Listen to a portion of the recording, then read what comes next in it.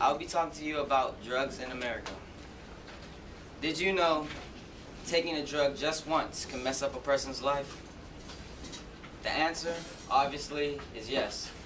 Not even once can a person take a drug without risking destroying their future or messing up their life. As far as I can remember, America has had a drug problem. Did you know 1.4 million pounds of drugs are being smuggled into America each year, with numbers increasing? While that number is staggering, law enforcement say that it only represents 20% of all the drugs and marijuana being smuggled into America through Arizona.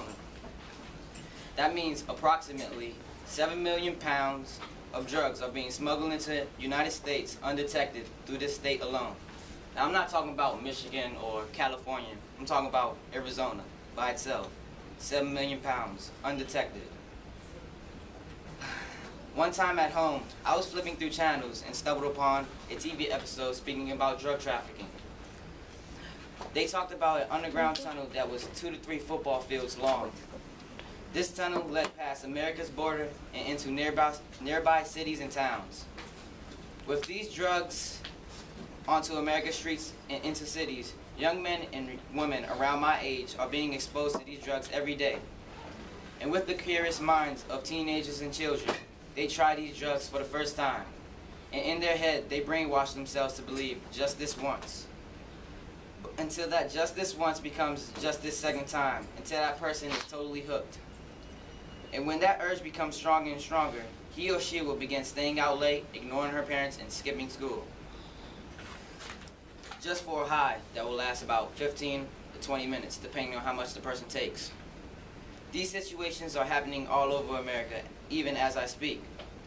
These situations like PhD students throwing away their hard work for getting a doctor in front of their names, college graduates who almost made it to their long-term goals in life, and even high school graduates who got accepted to great colleges, gripped by the hands of drugs. My opinion, I believe, it's ridiculous. I believe America needs to stand up and say no to drugs. We could prevent these problems in America each day by scheduling assemblies and regarding these drugs. People here need to hear real-life stories about situations that will persuade them to say no. Here's a personal experience that I had with drugs. Once I was outside late with my friends and my older brother, and my friend came out with some chocolate. It was like a chocolate bar. And I asked him, yeah, can I have a piece? No. So he was like, yeah, sure, you can have a piece. So he broke it up and gave each of my friends one. So I got one. Well, not knowing what was inside it, I just ate it. So about 5 minutes, not even 5 minutes, 30 minutes later, I was tripping out. I was like, whoa, what is happening to me? My legs was like falling and stuff. I couldn't stand up straight. I was like, what is wrong with it? He's like, it was marijuana inside the drugs. So like, it was like around 9 o'clock and stuff. So the next morning, I wake up and kind of like my head is hurting and stuff, and I don't know what happened. So I look at my brother's iPhone, and like I look at like the videos, and I saw him recording.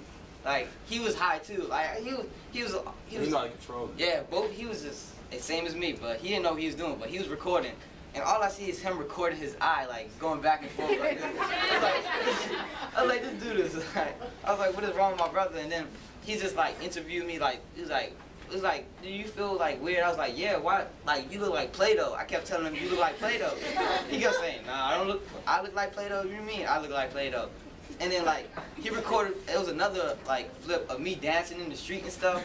I was like, yeah, I was like, that's messed up. He was off the goop. Nah, that wasn't. It was just marijuana, and I didn't even know that. So what I'm trying to say is be careful what, like even like what you eat, because things could be laced. Yeah, that was my experience. It was really bad. And before I conclude my speech. Here's a speech about a young girl that was exposed to drugs in middle school. Her name was Amy. I don't know her last name. I just know her name was Amy. She was in 7th grade.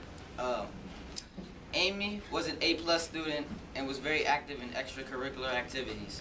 She maintained a 3.85 GPA, coached gymnastics, and was responsible and came from a normal middle-class family. No one suspected, not even her parents. Her being a girl made it very easy for her to get a hold of drugs. Often she didn't even have to pay to get high. She dated drug dealers who offered her drugs or gave her good deals. She kept all her drug dealers close. She could press a couple of buttons on her cell phone, and there they were. Whether if she was at school or even on vacation with her family, she always had a dealer about 10 minutes away from where she was. With the press of a detailed button, she could contact each. She had all the information she needed, what types of drug they sold and where they lived, and how to get a hold of them. Normally, she would call or text a dealer around 2 o'clock during school days, and by the end of classes, she would be hooked up.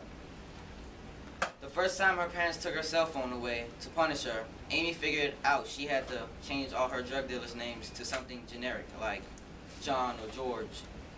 Even after her parents had taken her phone away from her a few times, they still didn't know about her drug addiction. She'd throw out comments like, "Yeah, I tried marijuana last week with some friends, but I didn't like it. Don't worry, I'll never do it again." That type of stuff threw them off, but not for long. They eventually caught on. Her sophomore year, her sophomore year is when her mom and dad started suspecting. She was dating her brother's best friend, who was well known among the local police as a cocaine dealer. Cool. One day, the cops showed up at her parents' front door and gave them the lowdown on her boyfriend. But it wasn't until junior year where she was caught with drug paraphernalia. She was sent to an alternative school and eventually put into a drug treatment facility. But now, she's 17, 8 months onto her journey back to recovery. Amy's hardest thing in life, she said, was remembering what life was before she started using drugs. That's the end of my speech.